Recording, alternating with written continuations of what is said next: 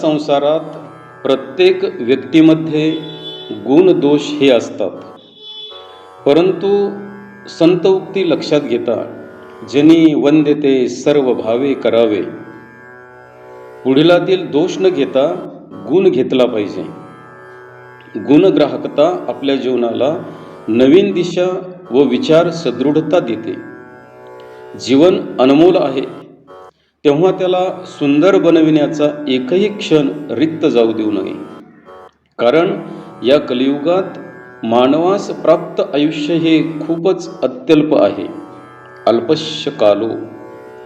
या संसारात हे 6 प्राणी व त्यांचे एकूण 20 गुण जर आपण घेतले व त्यांचा दैनंदिन जीवनामध्ये वापर केला तर कोणीही व कधीही अयशस्वी होणार नाहीत.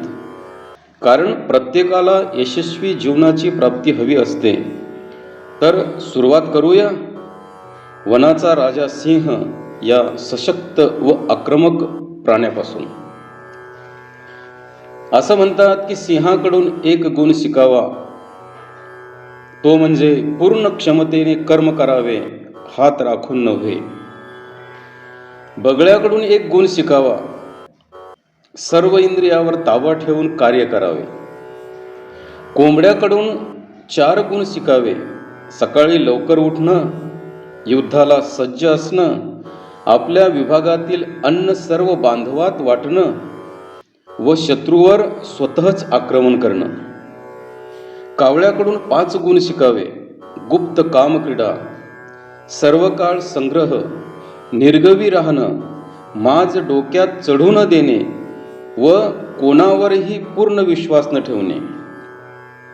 कुत्र्याकडून 6 गुण शिकावेत, भरपूर खाण्याची क्षमता, तरीही थोडक्यावरही संतुष्टपणा, गाढ झोप पण थोड्याशा चाहुलेनेही जागणे, स्वामीभक्ती आणि शत्रूवर तुटून पडण्याची वृत्ती. गाढवापासून 3 गुण शिकावे, अविश्रांत श्रम करणे, थंडी, वारा, ऊन यांची पर्वा न करणे, मिळालेले ते खाऊन समाधानी राहणे.